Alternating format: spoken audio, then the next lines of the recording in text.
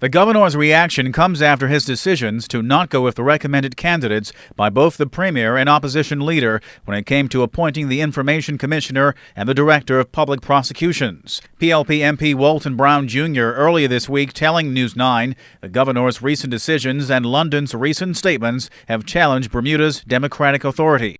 We saw the British Prime Minister, two recent British Prime Ministers, basically attack our taxation status, challenging effectively the very foundations of our economic structure.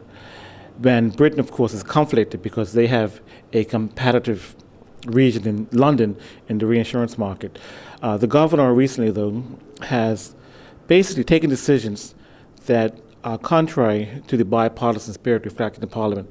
When you saw the Premier and the opposition leader agree on a number of decisions, the governor, while he has that authority to make decisions, it has been very rare in the past for the governor to act contrary to either a decision by Parliament or a decision by both the leader of the government, the Premier, as well as the opposition leader.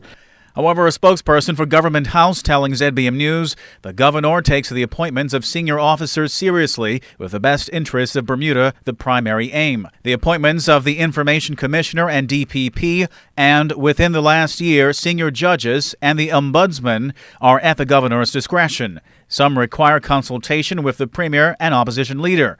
In all these decisions, the governor has been advised by selection panels and, for transparency's sake, introduced in 2013 a standing, publicly notified advisory group for judicial appointments and that of the DPP.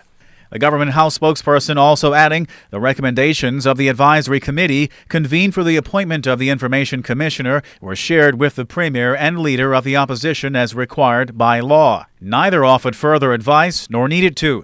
The governor made the appointment from the list of recommended names and is very satisfied that the new commissioner has the skills, experience, and independence to be highly effective in the role. She appears to have made a flying start. You recall the governor deciding not to go with the Bermudian candidate backed by the premier and opposition leader for the Information Commissioner's post, and instead going with American Gitanjali Gutierrez, a spouse of a Bermudian.